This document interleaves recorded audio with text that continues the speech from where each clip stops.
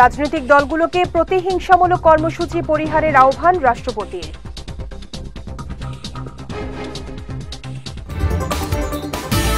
আগামী বাজেট অধিবেশনে পাশ হবে সংশোধিত শ্রম আইন, জানালেন শ্রম প্রতিমন্ত্রী। এবং উপজেলা নির্বাচনে সেনা মোতায়েনের সুযোগ নেই বললেন ইসি আলমগীর।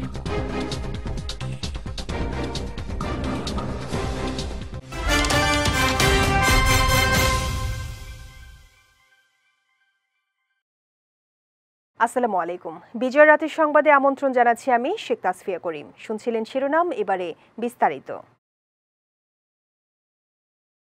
জনস্বার্থে নেওয়া সরকারের যে কোনো পদক্ষেপ বাস্তবায়নে দলমত নির্বিশেষে একযোগে কাজ করার আহ্বান জানিয়েছেন রাষ্ট্রপতি মোহাম্মদ শাহাবুদ্দিন।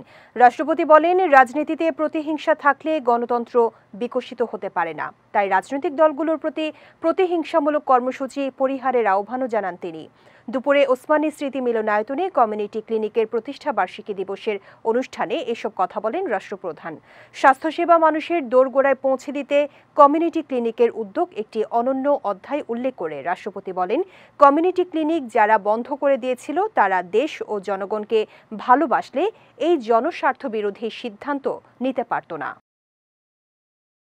বিত্তশালীদের সন্তানদের স্কুল চালু থাকবে আর প্রান্তিক মানুষের সন্তানদের স্কুল বন্ধ থাকবে, এটা বৈষম্যমূলক বলে মন্তব্য করেছেন শিক্ষামন্ত্রী মহিবুল হাসান চৌধুরী নওফেল। দুপুরে সচিবালয়ে এক সংবাদ সম্মেলনে এ মন্তব্য করেন তিনি। বলেন, একাডেমিক ক্যালেন্ডার পুনঃ নির্ধারণ করা হবে। গ্রীষ্মকালীন ছুটি বাতিল হবে কিনা তা এখনই বলা যাচ্ছে না, তবে যতদিন প্রয়োজন ততদিন শনিবারে ক্লাস চলবে। শিক্ষামন্ত্রী আরও বলেন, শিক্ষা প্রতিষ্ঠান বন্ধ নিয়ে হাইকোর্টের আদেশের কপি না পাওয়া, কোর্ট ছুটি থাকা ও অ্যাটর্নি জেনারেলের পরামর্শে এর বিরুদ্ধে আপিল করা হয়নি। শোনা যাচ্ছে যেটা যে গণমাধ্যমের বদৌলতে যে ইংরেজি মাধ্যম ও লেভেল এ লেভেল স্কুল খোলা থাকবে।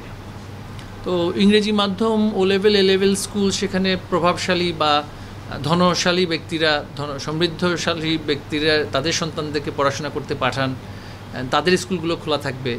আর প্রান্তিক পর্যায়ে আমাদের সন্তান যাদের বাবা মা মাঠে ঘাটে কাজ করে এই বাংলাদেশের অর্থনীতি এবং সমাজকে চালিয়ে রেখেছেন, তাদের সন্তানরা পাঠদান কার্যক্রম করতে পারবে না। এটা তো দৃশ্যত বৈষম্যমূলক একটি পরিস্থিতি সৃষ্টি করবে। আগামী বাজেট অধিবেশনে সংশোধিত শ্রম আইন পাশ হবে বলে জানিয়েছেন শ্রম ও কর্মসংস্থান প্রতিমন্ত্রী নজরুল ইসলাম চৌধুরী। আজ সচিবালয়ে মন্ত্রণালয়ের সভাকক্ষে আয়োজিত সংবাদ সম্মেলনে এ তথ্য জানান মন্ত্রী।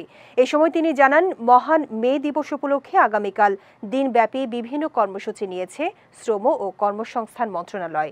সকাল 11টায় বঙ্গবন্ধু আন্তর্জাতিক সম্মেলন কেন্দ্রে আলোচনা সভায় প্রধান অতিথি থাকবেন মাননীয় প্রধানমন্ত্রী শেখ হাসিনা। এবারের মে দিবসের প্রতিপাদ্য শ্রমিক মালিক গর্বদেশ, স্মার্ট হবে বাংলাদেশ। গরিব ঘরের সন্তান, সে হয়তো কর্মক্ষম কোনো ছেলে নাই মেয়ে নাই, বাধ্য হয়ে ছেলেকে গ্যারেজের কাজ শেখাবার জন্য, তাকে কাজ শেখাবার জন্য গ্যারেজ দিচ্ছে। সে একজন মিস্ত্রি, পূর্ণাঙ্গ মেকানিক হবে, পরবর্তী তার পরিবারের হাল ধরবে। এ ধরনের অনেক ব্যাপার আছে যেগুলো আমরা হস্তক্ষেপ করলে পরও এটা আমরা বন্ধ করার অনেক ক্ষেত্রে সম্ভব হয় না। কিন্তু প্রাতিষ্ঠানিক যে কলকারখানা, এগুলোতে এখন কোনো শিশুর শ্রম নাই। এবার জেলা সংবাদ।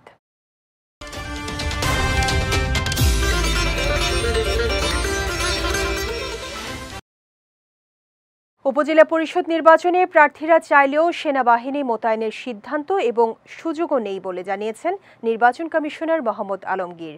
দুপুরে মাদারীপুর জেলা প্রশাসকের সম্মেলন কক্ষে নির্বাচন সুষ্ঠু ও শান্তিপূর্ণ করতে বিভিন্ন দপ্তরের কর্মকর্তাদের সঙ্গে মতবিনিময় সভা শেষে সাংবাদিকদের সঙ্গে আলাপকালে তিনি একথা জানান। বলেন, প্রার্থী ও ভোটারদের নিরাপত্তা দিতে পুলিশই যথেষ্ট। নির্বাচন কমিশনার আরও বলেন, উপজেলা নির্বাচনের আগে ও পরে কোনো ধরনের সহিংসতা হলে কঠোর ব্যবস্থা নেওয়া হবে। যারা সহিংসতার কাজে জড়িত থাকে তাদের কাউকে কখনোই ছেড়ে দেওয়া হয় না জানিয়ে এসি মোহাম্মদ আলমগীর বলেন, এসব অপরাধীদের বিরুদ্ধে যদি কোনো কর্মকর্তা ব্যবস্থা না নেয় তাহলে সে কর্মকর্তার বিরুদ্ধেও ইসি ব্যবস্থা নেয়। নিরাপত্তার জন্য তো আমাদের আরো অনেক রকম বাহিনী আছে, সে যদি মনে করে আমাদের পুলিশ আছে তারাই যথেষ্ট, এবং এছাড়া তো সার্বিকভাবে আমাদের র্যাব, বিজিবি, পুলিশের আর্ম ফোর্স আছে, আমাদের আনসার বাহিনী আছে, তারা তো সারাক্ষণই আমাদের গোয়েন্দারা আছেন, তারা সবসময় গোপনে খবর রাখছে। 2 মাস পর আজ রাত 12টায় শেষ হচ্ছে ইলিশ সহ সব ধরনের মাছ ধরার নিষেধাজ্ঞা।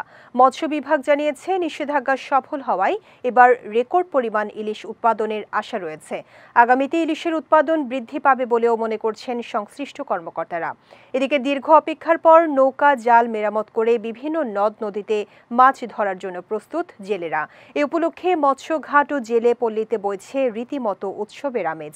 এর আগে গত 1 মার্চ থেকে 30 এপ্রিল পর্যন্ত দেশের 5টি অভয়াশ্রমে নদীতে ইলিশ সহ সব ধরনের মাছ ধরায় নিষেধাজ্ঞা দেয় সরকার। দেশব্যাপী অভিযানের অংশ হিসেবে বরিশাল শেরেবাংলা মেডিকেল কলেজ হাসপাতাল ও সদর হাসপাতালে দালাল বিরোধী অভিযান চালিয়েছে র্যাব। সকাল থেকে দুপুর পর্যন্ত একটানা অভিযান চলাকালে 24 দালালকে আটক করা হয়। দুপুরে শেরেবাংলা মেডিকেল কলেজ হাসপাতাল চত্বরে আয়োজিত এক সংবাদ সম্মেলনে এই তথ্য জানান র্যাব 8-এর অধিনায়ক লেফটেন্যান্ট কর্নেল কাজী জুবায়ের আলম শোভন। তিনি বলেন, দালাল বিরোধী এই অভিযানে শেরেবাংলা মেডিকেল কলেজ হাসপাতাল থেকে 10 নারী সহ 24 দালালকে আটক করা হয়েছে। পরে আটককৃতদের বিরুদ্ধে সংশ্লিষ্ট থানায় মামলা দায়ের করা হয়। সরকারি প্রতিষ্ঠানে জনগণকে নির্ভেজাল সেবা নিশ্চিত করতে র্যাবের এই অভিযান অব্যাহত থাকবে বলেও জানান এই কর্মকর্তা। বিভিন্ন দালাল চক্রের মাধ্যমে এখানে তারা হয়রানির শিকার হন এবং তাদেরকে জিম্মি করে বিভিন্ন টাকা পয়সা এমনকি তাদের অলংকার সমূহ তাদের কাছ থেকে ছিনিয়ে নেওয়া হয়। প্রায় 25 জন মতো হচ্ছে আমরা এই দালাল চক্রের সক্রিয় সদস্যকে আমরা আটক করতে সক্ষম হই। যাচ্ছি খেলার সংবাদে।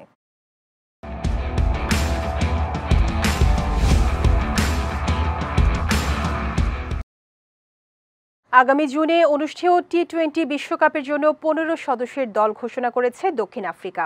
বিশ্বমঞ্চে প্রথমবার প্রোটিয়াদের নেতৃত্বে থাকছেন এইডেন মার্করাম। 15 সদস্যের এই স্কোয়াডে বেশ বড়সড় চমকই রেখেছে তারা। কখনো আন্তর্জাতিক টি-20 খেলেনি এমন 2 ক্রিকেটারকে নিয়েই স্কোয়াড গড়েছে তারা।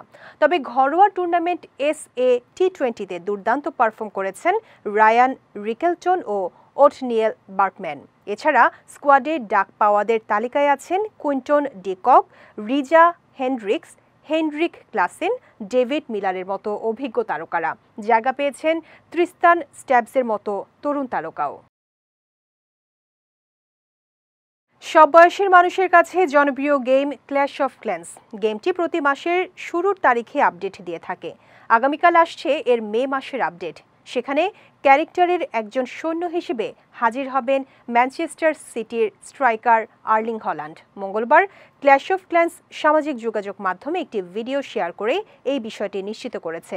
এদিকে এমন খবরে উচ্ছ্বসিত হল্যান্ড এক সাক্ষাৎকারে জানিয়েছেন, এই গেমটি ছোটবেলা থেকে বন্ধুদের সঙ্গে খেলে আসছেন তিনি।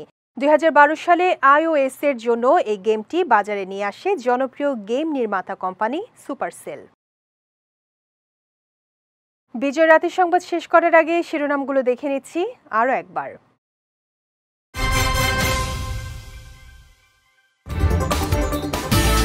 রাজনৈতিক দলগুলোকে প্রতিহিংসামূলক কর্মসূচি পরিহারের আহ্বান রাষ্ট্রপতির।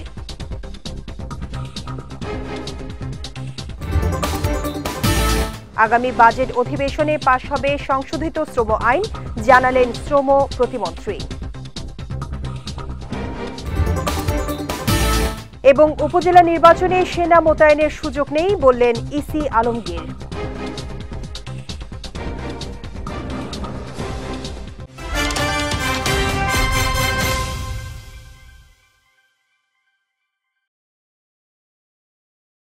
বিজয় রাতের সংবাদ শেষে আজকের মতো আমি শেখ তাসফিয়া করিম আপনাদের কাছ থেকে বিদায় নিচ্ছি। আগামীকাল একই সময়ে নতুন সব খবর দেখতে চোখ রাখুন বিজয় টিভিতে।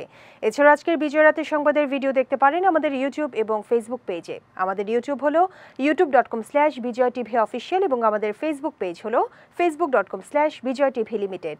এতক্ষণ সঙ্গে থাকার জন্য ধন্যবাদ সবাইকে।